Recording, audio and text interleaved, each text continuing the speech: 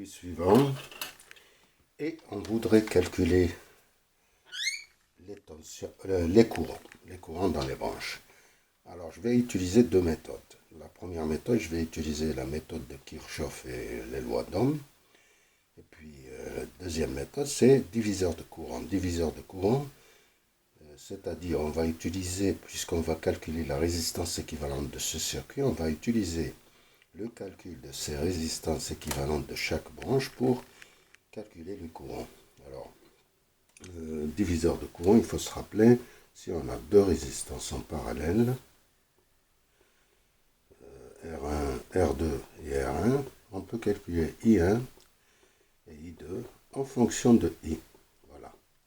Donc I1, je vous rappelle, c'est R2 sur R1 plus R2 multiplié par I. Et I2, c'est R1 sur R1 plus R2 multiplié par I. Voilà. Ça, on va utiliser par exemple pour calculer, par exemple I6, connaissant la résistance équivalente de ce circuit. Connaissant ce circuit, on peut calculer I6 et I2 en fonction de I1. I5 et I3 en fonction de I2. Voilà. On calcule d'abord RZ, la résistance équivalente. Alors on a R3 et R4 qui sont en série, et puis qui est en parallèle avec R5, et puis qui est en série avec R2, et puis tout cet ensemble qui est en parallèle avec R6 plus R7, et puis tout cet ensemble qui est en série avec R1. Voilà. Je ne vais pas utiliser les indices, je vais calculer tout de suite la résistance équivalente. Ça, c'est 10 plus 50, ça fait 60 ohms. En parallèle avec 30 ohms, avec R5, 30 ohms, donc c'est 60 multiplié par 30 divisé par 90, ça fait 20 ohms. 20 ohms, voilà. 20 ohms. On ajoute R2 qui fait 70 ohms. Donc ça nous fait 90 ohms, c'est ça. 90 ohms. Tout ça. Ça c'est 20. Et ça c'est 90 ohms. Qui est en parallèle avec 10 ohms.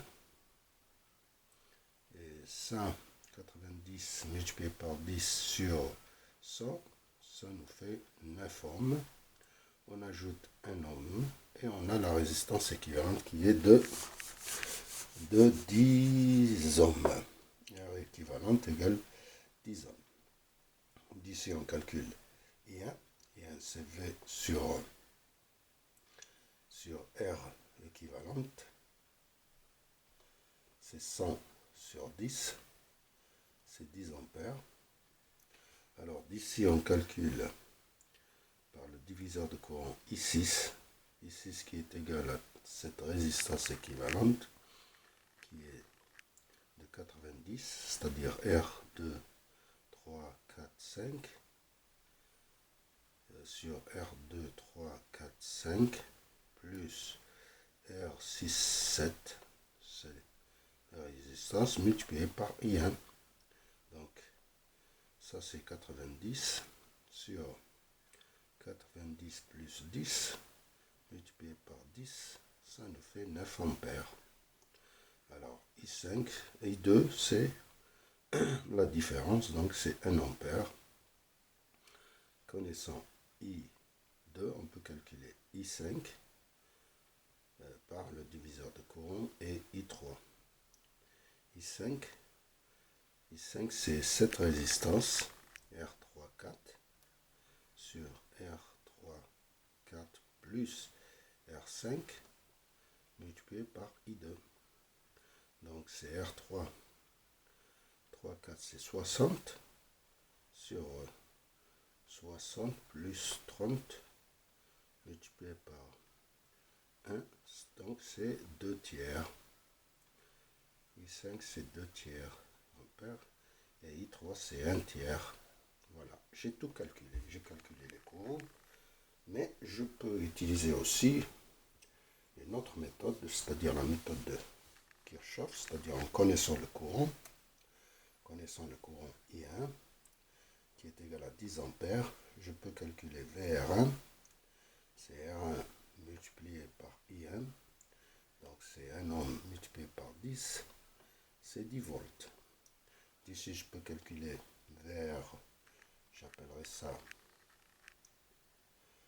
vers 6,7, on peut l'appeler comme ça, vers 6,7, la tension aux bornes de ça, c'est V moins VR1, c'est 100 moins 10, donc c'est 90 ohms, 90 volts. Et d'ici on peut calculer I6, ici c'est vers 6,7 sur R 6,7, donc c'est 90 sur 10, c'est 9 ampères. Alors d'ici on peut calculer I2 c'est I1 moins I6, et c'est 10 moins 9, c'est 1 ampère. Alors d'ici I2 on l'a, on peut calculer VR2, la chute de tension, c'est R2 multiplié par I2, c'est R2 c'est 70 multiplié par 1, c'est 70 volts. Et d'ici, je peux calculer la tension VR5. VR5 c'est VR6,7 moins VR2. Donc VR6,7 c'est 90 moins 70, ça nous fait 20 volts. 20 volts. D'ici, on peut calculer I5. I5, c'est VR5 sur R5. Et c'est 20 sur 30, ça fait 2 tiers ampères. Et on calcule finalement I3 qui est égal à I2 moins I5. Et donc, c'est 1 tiers ampère. Voilà, on a tout calculé et je vous remercie.